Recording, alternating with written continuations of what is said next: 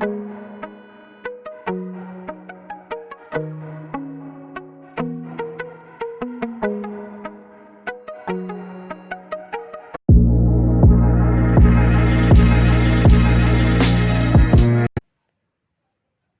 दोस्तों, एक बार फिर से स्वागत है आप सभी का आपके अपने चैनल टारगेटेड वन पे। मैं हूं अमृता और आज का विषय है हमारा चर्चा का principle of the right to education act 2009 यानी कि आरटी एक्ट 2009। तो दोस्तों, अगर आप भी यूपी टेट, सी टेट और सुपर टेट की तैयारी कर रहे हैं तो आरटी एक्ट आप सभी के एग्जाम्स के लिए बहुत ही ज़्यादा इंपॉर्टेंट है। इसलिए भी क्योंकि यहाँ से डायरेक्ट क्वेश्चन आप सभी के एग्जाम्स में आते हैं। अगर आप प्रीवियस ईयर एग्जाम्स के पेपर उठा करके देखें तो आरटी एक्ट से कई सारे क्वेश्चन हैं जो डायरेक्ट आपके एग्जाम से पूछे गए हैं, यानी कि कब लागू किया गया था, कब बनाया गया था। ठीक है, तो सारी चीज़ें इसलिए आपके लिए एक्ट इम्पॉर्टेंट है। इसके साथ साथ अगर आप भविष्य में शिक्षक बनने की तैयारी करने जा रहे हैं तो ये भी आप सभी के लिए बहुत ही ज़्यादा इम्पॉर्टेंट है, क्योंकि as a teacher RT act जानना यानी कि आपका जो वर्किंग आवर है वो कितना है और कितना आपका कार्य क्षेत्र है, इन सभी चीज़ों को जानने के लिए आपको आरटी एक्ट 2009 को जानना बेहद ही ज़रूरी है। तो दोस्तों, आज की वीडियो में हम जानेंगे आरटी एक्ट के बारे में बेसिक चीज़ें, यानी कि कहाँ से ये एक्ट स्टार्ट हुआ, ठीक है, क्या क्या थे इस एक्ट के ऑब्जेक्टिव्स, यानी कि क्या क्या थे उद्देश्य और लक्ष्य। इसके साथ साथ हम चर्चा करेंगे क्या क्या थी आलोचनाएं आरटी एक्ट से जुड़ी हुई, और फाइनली हम बात करेंगे इंपॉर्टेंट क्वेश्चंस कि कौन से ऐसे महत्वपूर्ण प्रश्न थे जो आपके एग्जाम्स में आ चुके हैं। ठीक है, तो ये वीडियो आप सभी के लिए बहुत ही ज़्यादा इंपॉर्टेंट होने वाली है, स्पेशली आपके यूपी टेट और एस टेट के पर्सपेक्टिव से। ठीक है, हालांकि सी टेट में क्वेश्चन यहाँ से बहुत ही कम देखने को मिलते हैं, यानी कि जो रेशियो होता है वो यूपी टेट और सी टेट का एग्जाम से पूछे गए आरटी एक्ट से, तो यहाँ पे आप देखेंगे तो आपको 5:1 का रेशियो दिखाई देगा, यानी कि यूपी टेट में बहुत ज़्यादा चांसेस है इससे क्वेश्चन आने की, और साथ ही साथ सुपर टेट में भी। तो चलिए बढ़ते हैं वीडियो में आगे की तरफ। लेकिन वीडियो में आगे बढ़ने से पहले एक ज़रूरी इन्फॉर्मेशन आप सभी दोस्तों के लिए, कि अगर आप भी हमारे साथ मिल करके according to syllabus super TET की तैयारी करना चाहते हैं तो ज़रूर सब्सक्राइब करें हमारा यूट्यूब चैनल टारगेटेड वन। और अगर आप भी हमारे साथ मिल करके टेलीग्राम के माध्यम से पीडीएफ और स्टडी मटेरियल लेना चाहते हैं और साथ ही इंपॉर्टेंट क्वेश्चन लेना चाहते हैं तो ज़रूर जुड़े हमारे टेलीग्राम चैनल से 2021 शिक्षक भर्ती, जिसका लिंक आपको डिस्क्रिप्शन बॉक्स में मिल जाएगा। तो दोस्तों, ये थी जनरल इन्फॉर्मेशन। अब चलिए बढ़ते हैं वीडियो में आगे की तरफ। दोस्तों, सबसे पहली बात तो ये कि आखिर क्या ज़रूरत थी कि शिक्षा अधिकार अधिनियम 2009 को लागू करना पड़ा। तो दोस्तों, जैसा कि आप सभी को पता है कि पिछले के टाइम में अगर आप जाकर के देखें, यानी कि इतिहास में जाकर के देखें, तो जो शिक्षा का स्तर था हमारे देश का वो उतना ज़्यादा बेहतर नहीं था। ठीक है, स्पेशली तब जब बच्चों को अपनी शिक्षा के लिए शुल्क देना पड़ता था। ठीक है, और अगर बात करी जाए लड़कियों की यानी कि बालिकाओं की, तो उनका शिक्षा का स्तर बच्चों के यानी कि जो बालक थे और बालिकाएं थी, इनका रेशियो अगर आप देखें तो बहुत ही निम्न स्तर की जो शिक्षा थी, शिक्षा बालिकाओं को दी जाती थी। यानी कि बहुत ही अगर अच्छे परिवार से थे, राजा महाराजाओं के परिवार से थे, तो ही बच्चों को शिक्षा दी जाती थी, अदरवाइज नहीं। क्योंकि अगर गरीब परिवार से बच्चा कोई पेरेंट अपने बच्चे को स्कूल भेजता है तो उनके पास एक्सेस फीस नहीं हुआ करती थी कि वो बच्ची को भी वहाँ पर फीस दे करके पढ़ाएं। तो शिक्षा व्यवस्था में दो तीन क्या बहुत ही ज़्यादा खामियां देखने को मिली, और इन्हीं खामियों को नज़र में रखते हुए राज्य सरकार और केंद्र सरकार दोनों ने मिल करके एक एक्ट पारित किया जिसका नाम था शिक्षा अधिकार अधिनियम 2009। ठीक है, तो ये जो शिक्षा अधिकार अधिनियम 2009 है, इसमें कई सारी महत्वपूर्ण बातें थी जो मेंशन की गई, और जिसके बाद शिक्षा का स्वरूप अपने देश में बिल्कुल ही बदल गया। चलिए तो स्टार्ट करते हैं अब महत्वपूर्ण बातें जो आपकी शिक्षा व्यवस्था से शिक्षा अधिकार अधिनियम 2009 से जुड़ी हुई थी। तो पहली चीज दोस्तों कि भारत देश में 6 से 14 वर्ष के हर बच्चे को निःशुल्क और अनिवार्य शिक्षा प्रदान करने के लिए ही शिक्षा अधिकार अधिनियम 2009 को बनाया गया था, और ये पूरे देश में अप्रैल में लागू किए 2010 में, यानी कि 4 अप्रैल 2010 को इसे लागू किया गया था। पर आपको ये चीज़ ध्यान में रखनी है कि यहाँ पर नियम अभी भी नहीं लागू किए गए थे। ठीक है, 2010 में जब इसे लागू किया गया पूरे देश में तो इसमें कुछ नियम नहीं लागू किए गए थे। बस हाँ, ये था कि 6 से 14 वर्ष के बच्चों को जब स्कूल में एडमिशन दिया जाएगा तो उनसे कोई भी अतिरिक्त शुल्क नहीं वसूला जाएगा, और इसके साथ ही हर बच्चे को अधिकार होगा कि वो स्कूल में जाकर के शिक्षा ग्रहण कर सके। और पेरेंट्स का भी ये फर्ज बनाया गया था कि वो स्कूल में जाएं, अपने बच्चों को एडमिशन दिलवाएं। ठीक है, तो ये था 2010 तक ये सारी चीज़ें लागू की गई थी। ठीक है, लेकिन आपको ये भी ध्यान में रखना है कि इस कानून को लागू करने के लिए गुजरात राज्य के शिक्षा विभाग द्वारा फरवरी 2012 में कुछ नियम तैयार किए गए, और इन नियमों की वजह से जो शिक्षा व्यवस्था थी उनमें बहुत ही ज़्यादा सुधार देखने को मिले। तो दोस्तों, कुछ ऐसे नियम डाले गए थे इस एक्ट के अंतर्गत जिसने हमारी शिक्षा व्यवस्था के अंदर काफ़ी ज़्यादा सुधार देखने को मिला। यहाँ पर इस एक्ट को लाने का उद्देश्य ये भी था कि चाहे देश का गरीब से गरीब बच्चा ही क्यों ना हो, अमीर बच्चे को तो वैसे ही शिक्षा मिल जाती है, लेकिन गरीब से गरीब बच्चे को भी सरकार के द्वारा ये सुविधा प्रदान की जाए कि वो भी शिक्षा ग्रहण कर सके स्कूलों में जा कर के। ठीक है, तो कई सारे ऑब्जेक्टिव्स थे, यानी कि लक्ष्य थे, जिनको ध्यान में रखकर ये एक्ट 2012 में कई सारे नियम यहाँ पर ऐड किए गए। तो चलिए देखते हैं क्या थे वो महत्वपूर्ण उद्देश्य और क्या थे इंपॉर्टेंट लक्ष्य। तो दोस्तों, आरटीआई एक्ट 2009 के प्रमुख उद्देश्य और लक्ष्य कुछ इस प्रकार हैं। दोस्तों, हम यहाँ पे बात बिल्कुल शॉर्ट में करेंगे, यानी कि चीज़ें बिल्कुल सॉलिड वे में समझेंगे, बिल्कुल प्रिसाइज वे में। ठीक है, यहाँ पे बिल्कुल कहानी की तरह इसे नहीं समझना है। ठीक, आपको इन चीज़ों को रटना भी नहीं है, इन चीज़ों को समझते हुए चलना है, क्योंकि यहाँ पे जो चीज़ें आप देख रहे हैं ये आपको एक अच्छा सिटीजन होने के नाते भी इन चीज़ों को समझना है। ठीक है, तो ये आप चीज़ें समझते चले जाएंगे और हम पूरी हेल्प करेंगे आपको ये चीज़ें समझाने में। ठीक है, रटना नहीं है आपको, क्योंकि यहाँ से जब क्वेश्चन पूछे जाते हैं तो आप रट नहीं पाएंगे इन सारी चीज़ों, क्योंकि काफ़ी ब्रॉड है ये चीज़ें। ठीक है, तो हम यहाँ पे चर्चा काफ़ी ब्रॉड में भी करेंगे, लेकिन एक सॉलिड वे में। ठीक है, तो चलिए देखते हैं पहला उद्देश्य क्या है। तो आरटी एक्ट यानी कि प्रोविजन ऑफ आरटी एक्ट 2009 के अंतर्गत सभी बच्चे जिनकी आयु 6 से 14 वर्ष की है, उन सभी बच्चों को मुफ्त शिक्षा उपलब्ध कराई जाएगी। कौन करवाता है ये मुफ्त शिक्षा को उपलब्ध? तो दोस्तों, राज्य और केंद्र सरकार का एक जो एक्ट इन्होंने बनाया था, इनके अंतर्गत जितने भी बच्चे स्कूल के आसपास के जितने भी बच्चे हैं उनको 6 से 14 वर्ष के सभी बच्चों को फ्री में एजुकेशन प्रोवाइड करना था, चाहे वो अमीर का बच्चा हो या फिर गरीब का। दूसरा नियम ये कहता था कि प्राइवेट स्कूलों को 6 से 14 वर्ष की आयु वाले 25% गरीब बच्चों को निःशुल्क शिक्षा प्रदान करनी होगी, और ऐसा अगर स्कूल नहीं करता है तो जितनी भी बच्चे से उस मान्यता प्राप्त स्कूल ने जितनी भी फीस बच्चे से ली है, उस फीस का 10 गुना अधिक जुर्माना उनके ऊपर अप्लाई किया जाता है। ठीक है, तो आपको ये चीज़ ध्यान रखनी है। दूसरा नियम ये था कि 6 से 14 वर्ष के बच्चों को आपने एडमिशन तो दे दिया, लेकिन अगर आपने गरीब बच्चे को जिन गरीब बच्चों को 25% राज्य सरकार छूट देती है, इन बच्चों से अगर आपने फीस ले ली, ठीक है, तो इनकी फीस का 10 गुना जुर्माना आपसे तो वसूल होगा ही होगा।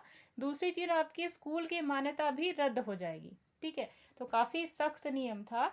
और दोस्तों, ये सब चीज़ें आपको पता आपके दिमाग में भी आ रही होंगी। ठीक है, क्योंकि एज अ टीचर और एज अ स्टूडेंट बीएड अगर आप बीटीसी कर रहे हैं तो आपके माइंड में भी चीज़ें आती होंगी कि आखिर ये पता कैसे चलेगा कि किसने बच्चे से फ़ी वसूली है और आखिर इनकी शिकायत कहाँ कर सकते हैं। ठीक है, तो इन सब चीज़ों के ऊपर हम बाद में चर्चा करेंगे कि शिकायत कहाँ करनी है, कौन सी कमेटी बनती है जो ये सब देखती है, और कमेटी में कितने मेंबर्स होते हैं। ठीक है, इन सारी चीज़ों के ऊपर हम चर्चा करेंगे। ठीक है, फिलहाल इतना समझिए कि अगर कोई भी बच्चा या किसी बच्चे के पेरेंट्स शिकायत कर देते हैं कि जो बच्चा है हमारा उससे फीस ली गई है, तो उस बच्चे ने जितनी फीस दी है उसका 10 गुना तो स्कूल से वसूला ही जाएगा। इसके साथ ही साथ स्कूल अगर मान्यता प्राप्त है तो उसकी भी मान्यता रद्द की जाएगी। ये था प्राइवेट स्कूलों के केस में। ठीक है, दूसरी चीज़, अगर केसेस बहुत ही ज़्यादा सीवियर होते थे, यानी कि बच्चे से इंटरव्यू भी लिया जाता था और बच्चे से अगर इंटरव्यू के साथ साथ फीस भी ले ली गई, इसके बाद रोज़ाना 10,000 रुपये का जुर्माने का प्रावधान है। यानी कि इतना सख्त कानून बनने के बाद कोई भी स्कूल की या प्राइवेट स्कूल की इतनी हिम्मत नहीं होगी कि वो फीस वसूल करे बच्चे से। ठीक है, चलिए अगला नियम देखते हैं। अगला नियम क्या था? शिक्षा के अधिकार अधिनियम 2009 की विशेषता है कि इसमें विकलांग बच्चों के लिए भी मुफ्त शिक्षा की जो उम्र थी वो 14 से बढ़ाकर 18 वर्ष की गई थी। ठीक है, अच्छा दोस्तों, ये भी चीज़ आपको ध्यान में रखनी है कि विकलांग बच्चा जो जनरली क्या होता था कि पहले के टाइम में ऐसा देखा जाता था कि जो बच्चा विकलांग था, लोग उसके पेरेंट्स या उसके आसपास के समाज के जो लोग थे उसे अक्षम समझते थे कि नहीं, वो कुछ नहीं कर सकता। इस कारण भी बच्चों को, जो विकलांग बच्चे थे स्पेशली, उन्हें स्कूल नहीं भेजा जाता था। लेकिन केंद्र सरकार ने और राज्य सरकार ने इस एक्ट के तहत ये चीज़ बताई कि बच्चा अगर 14 साल से ऊपर का भी है तो भी अगर वो विकलांग है तो उसको शिक्षा लेने का उतना ही अधिकार है जितना कि और सब बच्चों को, यानी कि अक्षम बच्चे को भी उतना ही अधिकार है जितना कि सक्षम बच्चे को है। ठीक है, तो 14 से 18 वर्ष उम्र बढ़ाकर कर दी गई विकलांग बच्चों की। ठीक है, बहुत ज़्यादा अच्छा स्टेप था सरकार का। इससे फ़ायदा ये होता दोस्तों कि जो विकलांग बच्चे हैं उनको हीन भावना से कोई नहीं देखता। और दूसरी चीज़, जब विकलांग बच्चा, जो कि ऐसा कहना बिल्कुल नहीं चाहिए क्योंकि वो विकलांग नहीं, दिव्यांग होता है। ठीक है, बच्चा जब दिव्यांग है तो वो दूसरे पर डिपेंडेंट है, वो अक्षम है, उसकी उसकी बॉडी को इसी तरीके से डेवलपमेंट हुई है उसकी बच्चे की। ठीक है, उसमें उस बच्चे की कोई गलती नहीं है। लेकिन हाँ, जब वो शिक्षा प्राप्त कर लेता है तो वो उन बच्चों की रेस में आकर खड़ा हो जाता है जो कि सक्षम है। तो ये भी बहुत अच्छा स्टेप था सरकार की तरफ से। चलिए देखते हैं आगे। अगला नियम सरकार का था जो ये कहता है कि बच्चों को मुफ्त शिक्षा मुहैया करवाने की जिम्मेदारी केंद्र और राज्य सरकार की होगी, जिसके बारे में हमने ऑलरेडी बात की थी। तो इसे ये तो जनरल सी बात है, इस पर डिस्कशन की ज़रूरत नहीं है। चलिए दूसरा नियम देखते हैं। दूसरा नियम कहता है कि आरटी अधिनियम के अनुसार शिक्षक ट्यूशन नहीं पढ़ा सकते। ठीक है, तो आरटी एक्ट कहता है कि कोई भी टीचर जो एक सरकारी स्कूल में पढ़ा रहा है, ठीक है, या फिर प्राइवेट स्कूल में पढ़ा रहा है, उसे उसे ट्यूशन पढ़ाने की कोई भी एक्टिविटी नहीं करनी है। यानी कि अगर वो ट्यूशन पढ़ा रहा है और अब जब वो टीचर के पद पे बैठ जाता है तो उसे ट्यूशन नहीं पढ़ाना है, और अगर पढ़ा रहा है तो उसे छोड़ देना है। ठीक है, तो ये सब चीज़ें इंपॉर्टेंट एक्ट के तहत रखी गई। ऐसा क्यों किया गया, इसके पीछे क्या कारण था, चलिए देखते हैं।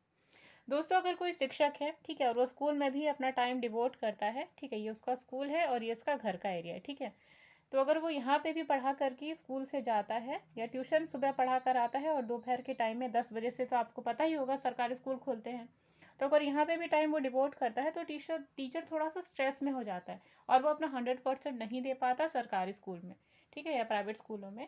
तो इसलिए ये कहा गया था इस एक्ट के तहत कि कोई भी टीचर ट्यूशन नहीं पढ़ाएगा। ठीक है, चलिए अगला नियम देखते हैं। अगला नियम ये कहता है कि इस एक्ट के द्वारा जिन बच्चों को प्रवेश या एडमिशन नहीं हुआ हो वो भी अपनी आयु वर्ग के अनुसार एडमिशन करवा सकते हैं। ठीक है, इसका कहने का क्या मतलब है दोस्तों कि अगर बच्चा 1 साल का है, ठीक है, और सॉरी बच्चा फर्स्ट क्लास में जाना चाहता है तो उसकी मिनिमम एज होनी चाहिए 5 से 6 वर्ष की। ठीक है, और अगर बच्चा सेकंड क्लास में जाना चाहता है तो बच्चे की एज होनी चाहिए 6 से 7 वर्ष। ठीक है, और इसी के अकॉर्डिंगली बच्चे की एज होगी 8th क्लास में, उसके अकॉर्डिंग आप काउंट कर सकते हैं। ठीक है, तो इस नियम के अनुसार ये कहता है, ये नियम ये कहता है कि कोई भी बच्चा अपनी आयु वर्ग के अनुसार किसी भी कक्षा में एडमिशन ले सकता है 8 क्लास से नीचे की। ठीक है, यानी कि 14 या 18 वर्ष से कम के बच्चे अपनी एज के अनुसार किसी भी कक्षा में एडमिशन ले सकते हैं। जैसे कि सेकेंड क्लास में किसी बच्चे को एडमिशन लेना है तो आयु का प्रावधान है वहाँ पे 6 से 7 वर्ष। तो इस उम्र के बच्चे सेकेंड क्लास में डायरेक्टली एडमिशन ले सकते हैं। तो ये भी चीज़ इस एक्ट में रखी गई थी ताकि कोई भी बच्चा पिछड़े नहीं। ठीक है, अगला एक्ट क्या कहता है देखिए। तो इस एक्ट के द्वारा छात्रों और शिक्षकों के मध्य अनुपात, स्कूलों की इमारतों और शिक्षकों के कार्य समय और स्कूल के कार्य दिवस है आदि के मानक अंतर बताए गए हैं। तो ये बहुत ही ज़्यादा इंपॉर्टेंट है, आप सभी दोस्तों के लिए इसे जानना है। बहुत ही ज़्यादा इंपॉर्टेंट एक्ट है और यहीं से क्वेश्चन आपके एग्जाम्स में भी आते हैं। ठीक है, फिलहाल इन सब चीज़ों को हम और ज़्यादा अच्छे तरीके से, यानी कि सटीक तरीके से आगे वीडियो में देखेंगे। यानी कि ये प्रावधान, ये जो एक्ट है इसका इसमें एक नियम ये भी था कि छात्रों और शिक्षकों के मध्य जो अनुपात है वो फिक्स था। ठीक है, और स्कूलों की इमारतें कैसी होनी चाहिए और शिक्षकों के कार्य समय कितने होने चाहिए या कितना समय होना चाहिए या स्कूल कार्य दिवस कितने होने चाहिए आदि मानकों में अंतर बताए गए हैं। यानी कि सभी में एक फिक्स जो था वो वैल्यू थी और इन्हीं के बीच में शिक्षक या छात्र की संख्या होनी चाहिए। ठीक है, स्कूल की बिल्डिंग कैसी होनी चाहिए, ठीक है, इन सभी चीज़ों पे यहाँ पे विस्तृत जानकारी दी गई थी। ठीक है, चलिए आगे देखते हैं। अगला नियम ये कहता है, चलिए अब बात करते हैं अगले अगले नियम की। तो अगला नियम ये कहता है कि यह एक्ट बच्चे के संपूर्ण विकास यानी कि ज्ञान, क्षमता और प्रतिभा को बढ़ावा देने तथा बच्चे को भय, आघात एवं चिंता से मुक्त करने के लिए बनाया गया था। बहुत ही ज़्यादा इम्पोर्टेंट पॉइंट ये था दोस्तों कि ये बच्चे के सर्वांगीण विकास पर बल देता है, यानी कि बच्चा शरीर से तो विकास करेगा ही, बच्चा अपनी क्षमता और ज्ञान से और प्रतिभा से भी विकास करेगा। ठीक है। दूसरी चीज़ इस पॉइंट में इक्वली मेंशन्ड है कि किसी भी बच्चे को यहाँ पे डराना नहीं है, वो बच्चे को किसी ऐसे कंडीशन में नहीं डालना है कि उसको किसी भी तरीके से आघात पहुंचे और बच्चा चिंता में पड़ जाए। ठीक है। तो ये भी चीज़ें यहाँ पे इक्वली मेंशन है। ठीक है। यानी कि एक्ट क्या कहता है कि किसी भी बच्चे को आपको पनिशमेंट नहीं देनी है, उसे फिजिकली टॉर्चर नहीं करना है और मेंटली भी टॉर्चर नहीं करना है। ठीक है। अच्छा, टॉर्चर कई प्रकार का हो सकता है, या तो आप उसे बच्चे को थप्पड़ मार दे, ये भी पिटाई हो गई। ठीक है, ये भी आ गया आघात में। ठीक है। दूसरी चीज़ ये कि एज ए टीचर आपको बच्चे को इतना बर्डन होमवर्क में नहीं देना है कि बच्चा घर पे जा करके उसके ऊपर एकदम से मेंटल प्रेशर आ जाए कि इतना ज़्यादा होमवर्क है। यानी कि एज अ टीचर आपको बच्चे को ना तो मेंटली टॉर्चर करना है और ना ही फिजिकली टॉर्चर। तो आरटी एक्ट का बहुत ही इंपॉर्टेंट नियम ये भी था। ठीक है। चलिए देखते हैं अगला नियम क्या है। अगला नियम ये कहता है कि विकलांग बच्चे भी मुख्य धारा की नियमित स्कूल में शिक्षा प्राप्त कर सकते हैं। यानी कि कोई भी ऐसा बच्चा जो कि विकलांग या फिर दिव्यांग है, तो वो भी बच्चा नॉर्मल यानी कि सक्षम बच्चों के साथ में रेगुलर स्कूलों में जा कर के शिक्षा प्राप्त कर सकता है। यानी कि जो विकलांग बच्चे थे उनके लिए कोई भी अलग से स्कूल खोलने का कोई प्रावधान नहीं था, वो भी नॉर्मल स्कूल के बच्चों के साथ में बैठकर पढ़ सकता है।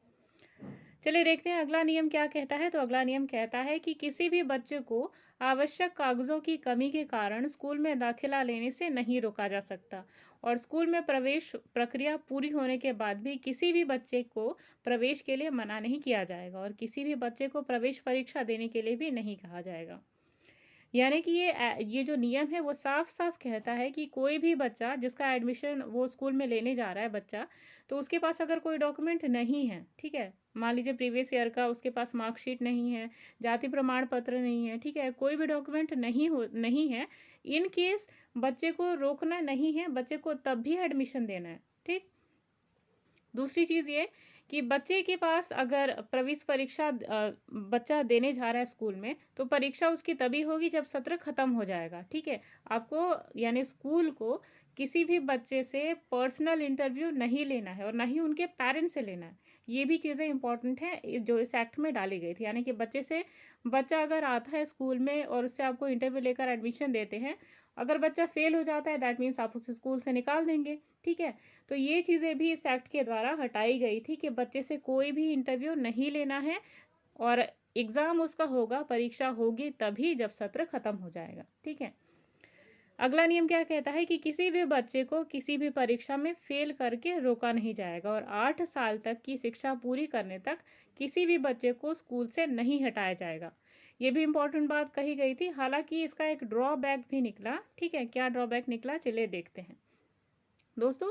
8 कक्षा तक बच्चा अगर मान लीजिए बच्चे को फेल नहीं करना है और बच्चा किसी कारण, ठीक है, शिक्षा में पिछड़ता चला गया, ठीक है, ना उसे हिंदी लिखनी आती है, ना इंग्लिश लिखनी आती है, ना ही पढ़नी आती है, इन केस क्या होगा कि बच्चा जब 9th क्लास में चला जाता है, उससे कुछ नहीं आएगा, ना लिखना ना पढ़ना, तो वो लगातार 9th में ही फेल हो जाएगा। ठीक है। तो इस चीज़ को रोकने के लिए आगे चल करके, ठीक है, इन सब चीज़ों को इस जो ये विशेष नियम है इसमें सुधार करके एक नया नियम बनाया गया।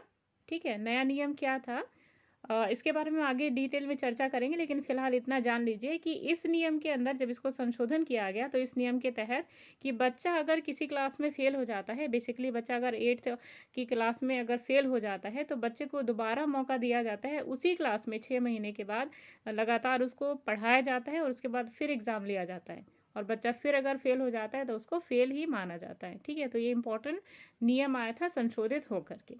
ठीक है।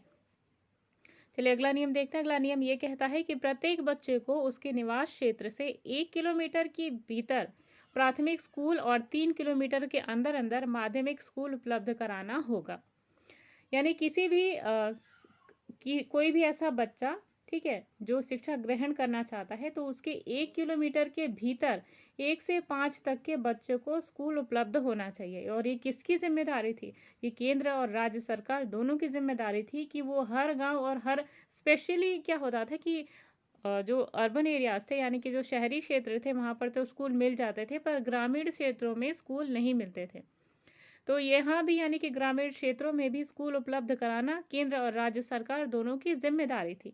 तो ये भी इस एक्ट में लिखा गया कि इस एक्ट के नियम में ये भी रखा गया कि बच्चे को, अगर प्राथमिक स्कूल का बच्चा है, तो उसको तो उस बच्चे को अपने घर से करीबन 1 किलोमीटर के अंदर-अंदर स्कूल मिल जाना चाहिए, ठीक है? और अगर माध्यमिक स्कूल का है तो उसे 3 किलोमीटर के, यानी कि उसके घर से 3 किलोमीटर के दायरे में स्कूल की व्यवस्था की जाएगी। तो ये भी था आरटी एक्ट का एक बेहद ही इम्पोर्टेंट नियम। अगले नियम को देखते हैं। तो अगला नियम ये कहता है कि प्रवेश के समय कई स्कूल प्रति व्यक्ति शुल्क की मांग करते हैं, यानी कि हर बच्चे से अलग-अलग अमाउंट में फीस ली जाती है, ठीक है? तो बच्चे के माता-पिता का साक्षात्कार भी देना होता है। इस अधिनियम के तहत इन सभी चीज़ों को बदला गया, यानी कि स्कूल में एडमिशन लेने से पहले ना तो बच्चे से किसी शुल्क की या फ़ी की मांग की जाएगी। दूसरी चीज़ कि आजकल ये जो ट्रेंड में आ गया है ना कि बच्चे को जब एडमिशन देना होता है तो स्कूल क्या करता है, पेरेंट के साथ-साथ, यानी कि बच्चे के साथ-साथ पेरेंट्स की भी जो है इंटरव्यू लिया जाता है, ताकि देखा जाता है कि बच्चा कौन से बैकग्राउंड से आ रहा है, ठीक है? इसका मतलब कि अगर किसी बच्चे का, इसका ड्रॉबैक क्या होता है दोस्तों, देखो, अगर किसी भी बच्चे के पेरेंट्स जो अनपढ़ हैं या पढ़े लिखे नहीं हैं या फिर थोड़ा रूरल एरिया से आ रहे हैं, ठीक है, और स्कूल अपने स्टैंडर्ड के अकॉर्डिंग अगर उनसे इंटरव्यू लेता है, तो अगर बच्चे के माता पिता अनपढ़ हैं, इसका मतलब क्या कि बच्चा भी शिक्षा नहीं ग्रहण कर पाएगा। यही होता है ना इंटरव्यू का मतलब, आप क्यों लेते हैं? या फिर बच्चे के माता पिता डाकू थे या कोई बैकग्राउंड ऐसा था, क्रिमिनल बैकग्राउंड था, ठीक है, तो बच्चे के माँ बाप का जब इंटरव्यू लिया जाता है, दैट मीन्स कि बच्चे को शिक्षा ग्रहण करने का हक ही नहीं है, ठीक है। तो ये सारे ड्रॉबैक्स थे जिनको देख करके, या हमारे शिक्षा व्यवस्था के जो ये क्या कहते हैं, ये काले कानून थे, ठीक है, या शिक्षा व्यवस्था की खराब बातें थी, तो इन्हीं को हटाने के लिए ये नियम रखा गया कि बच्चे से ना ही कोई शुल्क की मांग की जाएगी एडमिशन के टाइम, और ना ही उसके माँ बाप से कोई साक्षात्कार लिया जाएगा, ठीक है, चाहे बच्चा किसी का भी हो, हर बच्चे को शिक्षा लेने का अधिकार है, ठीक है।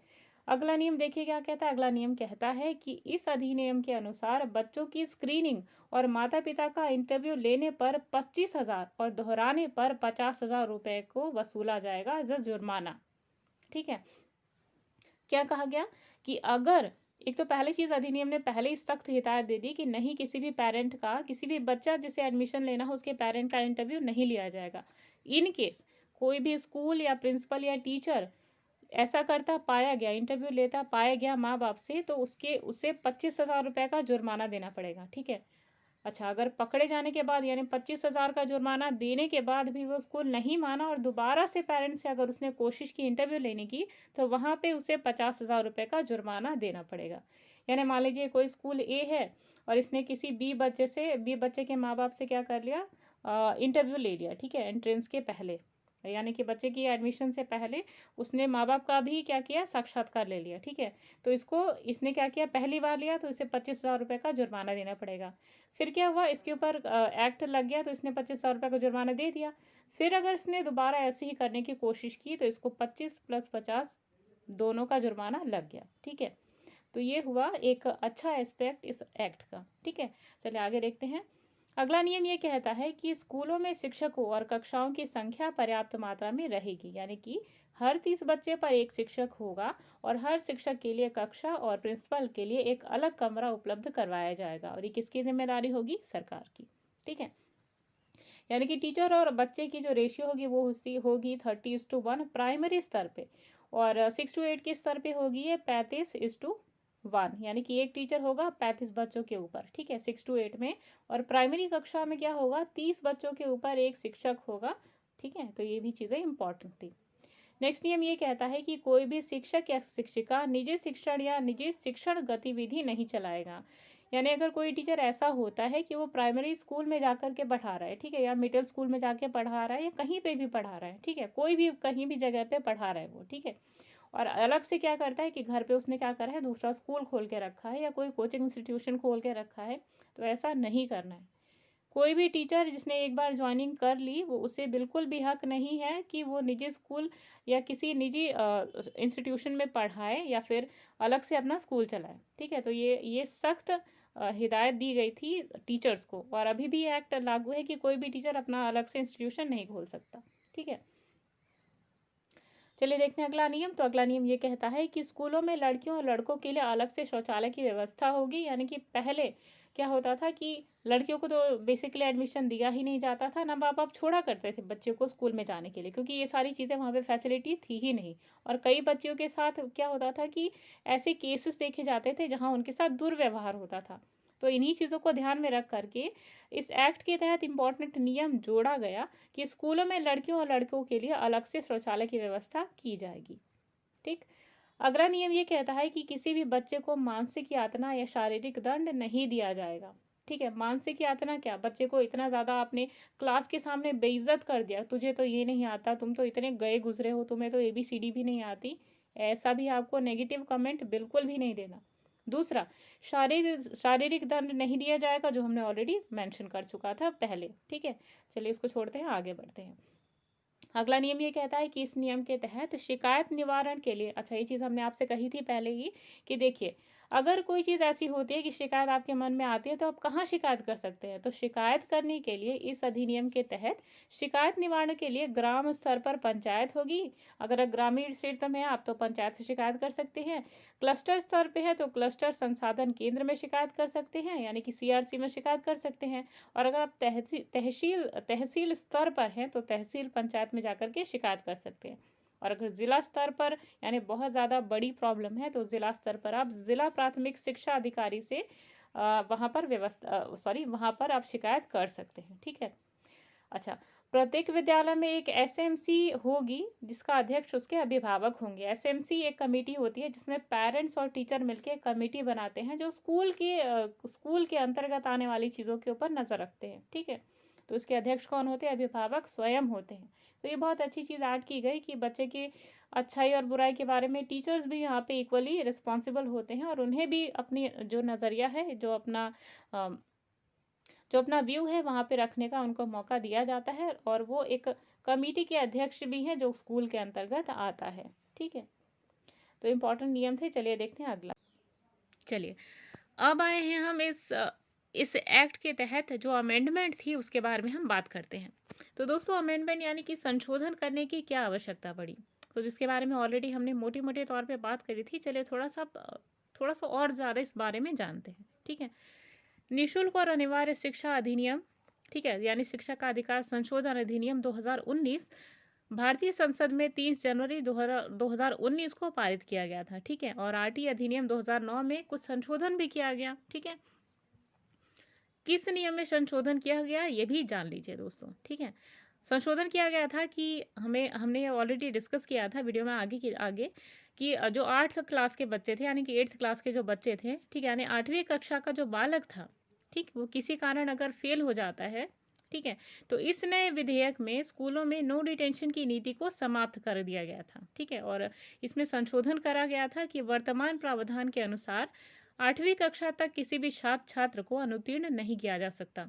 ये पहले का नियम था। ठीक है, इसमें संशोधन क्या किया गया कि अगर कोई भी बच्चा 5वीं या 8वीं कक्षा में फेल हो जाता है तो इस नए विधेयक के अनुसार उस बच्चे को 2 माह के भीतर पुनः परीक्षा देने का अवसर प्रदान किया जाएगा। यानी कि कोई भी बच्चा जो कि 5th या फिर 8th क्लास में अगर फेल हो जाता है तो बच्चे को दोबारा एग्जाम देने का मौका दिया जाएगा। ठीक है, उसे फेल घोषित नहीं किया जाएगा, ना ही पास घोषित किया जाएगा। ठीक, उसे दोबारा से जब बच्चा फेल होता है तो बच्चे के बेहतर प्रदर्शन के लिए उसे 2 महीने का टाइम दिया जाता है, और विशेष शिक्षण की व्यवस्था उसके लिए की जाती है। यानी कि बच्चा 8वीं कक्षा में है और फेल हो जाता है, या फिर 5वीं कक्षा में फेल हो जाता है, तो उसे 2 महीने का टाइम दिया जाता है, और इसी 2 महीने के अंतर्गत उसे स्पेशल एजुकेशन दी जाती है। उसके ऊपर टीचर ज़्यादा फोकस करते हैं।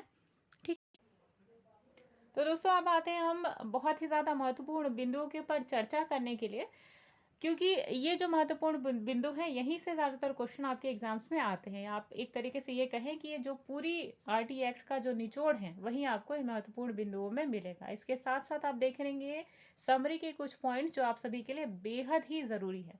अच्छा, एक चीज़ और कि अगर आप ये वीडियो देख रहे हैं और आपको लगे कि बार बार आप स्क्रीनशॉट ले रहे हैं तो आपको दोस्तों परेशान होने की बिल्कुल भी ज़रूरत नहीं है, क्योंकि ये जो आप चीज़ें यहाँ पे देख रहे हैं ये सभी का PDF आपको टेलीग्राम चैनल पे मिल जाएगा।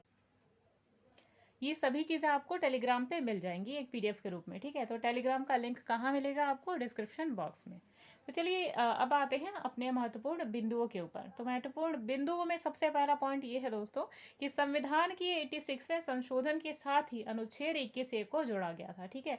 यानी कि अपने संविधान के 86वें जो अनुच्छेद थे उसमें संशोधन किया गया था और उसके बाद 21A को जोड़ा गया था। और 21A के अंतर्गत क्या कहा गया था कि 6 से 14 साल के जितने भी बच्चे हैं उनको फ्री और कंपलसरी एजुकेशन दी जाएगी। ये था अनुच्छेद 21A, ठीक है। दूसरा महत्वपूर्ण बिंदु क्या था? तो दूसरा जो महत्वपूर्ण बिंदु था दोस्तों वो ये था कि free and compulsory education act 3 जनवरी 2019 को पारित किया गया था। बेहद ही ज़रूरी पॉइंट है ये, इसे आपको याद कर लेना है क्योंकि ये क्वेश्चन कई बार आपके एग्जाम्स में आ चुका है, ठीक है। एक तो यहाँ से आता है कि कब बना था और कब लागू किया गया था, और दूसरा जो है यहाँ से आता है, ठीक है। चलिए अब यहाँ से भी क्वेश्चन बहुत ज़्यादा अपने एग्जाम्स में देखेंगे कि कक्षा 1 से 5 तक में शिक्षकों की संख्या कितनी होगी, ठीक है। तो चलिए 1 से 5 के शिक्षकों की संख्या और छात्रों की संख्या देखते हैं। अगर शिक्षक और छात्र का अनुपात 30:1 है, यानी कि अगर नहीं, शिक्षक और छात्र का अनुपात जो होता है वो 30:1 होगा किसी भी स्कूल में। यानी कि छात्रों की संख्या अगर 30 होती है तो एक क्लास में 30 बच्चे रखे जाएंगे और एक शिक्षक उन्हें पढ़ाएगा। अगर इनकी संख्या ज़्यादा होती है, यानी कि अगर स्कूल के पास इतने बच्चे आ जाते हैं कि 60 और 90 के बीच में अगर छात्रों की संख्या हो जाती है, इन दैट केस की टीचरों की संख्या कितनी होगी? 3, ठीक है। आप इसको इस तरीके से समझ सकते हैं कि अगर ये रेशियो 30:1 का है तो अगर बच्चे 60 होते हैं तो टीचर 2 हो जाएंगे, ठीक है। बच्चे 90 होते हैं तो टीचर 3 हो जाएंगे, ठीक है। तो ये इस तरीके से भी आप निकाल सकते हैं, जिसे आपको रटने की ज़रूरत नहीं है, बस आप इतना याद रखिए 30:1, ठीक। अगर बच्चे 30 हैं तो टीचर कितना होगा? 1। अगर छात्र 61 से लेकर 90 तक हैं तो टीचर कितने होंगे? 3, ठीक है। अगर छात्रों की संख्या 90 से और ज़्यादा बढ़ जाती है, हालांकि बहुत इम्पॉसिबल है क्योंकि सरकारी स्कूलों में ज़्यादातर बच्चे जाते नहीं हैं। ये वहाँ पे आप देखिएगा, ये कब दिखाई देता है?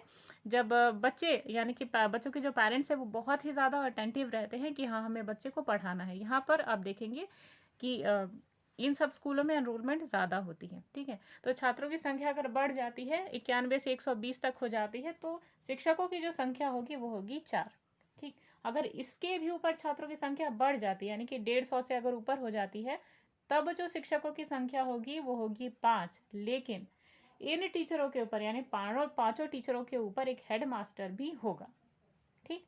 तो ये इंपॉर्टेंट चीज़ें हैं जो आपको ध्यान में रखना है। चलिए नेक्स्ट इंपॉर्टेंट पॉइंट देखते हैं। चलिए तो देखते हैं इस एक्ट के तहत स्कूल की जो बिल्डिंग है उनका स्वरूप कैसा होना चाहिए। तो इस एक्ट के तहत हर एक टीचर के पास उसका एक खुद का रूम होना चाहिए, हेडमास्टर के पास खुद का रूम होना चाहिए, प्लस ऑफिस होना चाहिए। उसी स्कूल के कैंपस में एक स्टोर रूम भी होना चाहिए, प्लस बालक बालिकाओं के लिए अलग से एक टॉयलेट की व्यवस्था होनी चाहिए, प्लस एक रसोई के लिए एक मिड डे मील के लिए एक रसोई होनी चाहिए, प्लस एक खेल का मैदान होना चाहिए और साफ पानी पीने का एक साधन होना चाहिए जहाँ से बच्चे पानी पी सके अगर वो स्कूल में बॉटल नहीं ले आ पाते हैं तो, ठीक है। यानी कि अगर आप इमेज की सहायता से समझिए तो ये जो आपको दिख रहा है, ठीक है, ये जो आप देख रहे हैं ये आपका स्कूल, ठीक है। तो यहाँ पे क्या होगा? एक टीचर के लिए स्टाफ रूम होना चाहिए, एक हेडमास्टर के लिए रूम होना चाहिए, एक ऑफिस होना चाहिए जिसमें कि बच्चों के रजिस्टर वगैरह सब रखे हों, ठीक है। एक स्टोर रूम होना चाहिए जिसमें कि स्कूल की बुक्स जो अवेलेबल कराती है सरकार उसमें स्टोर कर सके, ठीक है।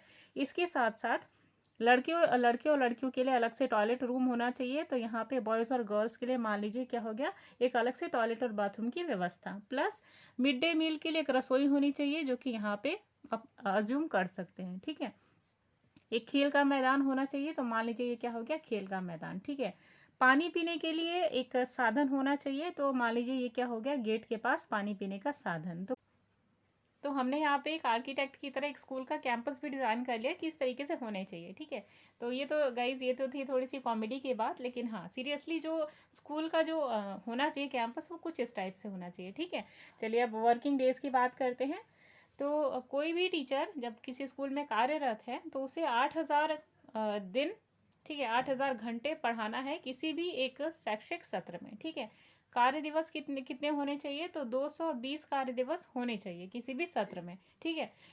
और अगर ये छोटे बच्चों के केस में देखा जाए, यानी कि 1 से 5 के बच्चों के केस में देखा जाए प्राइमरी स्तर पर, तो 8,000 घंटे टीचर को स्कूल में पढ़ाने हैं। इसके साथ साथ 1 घंटा 45 मिनट का होना चाहिए, ठीक है।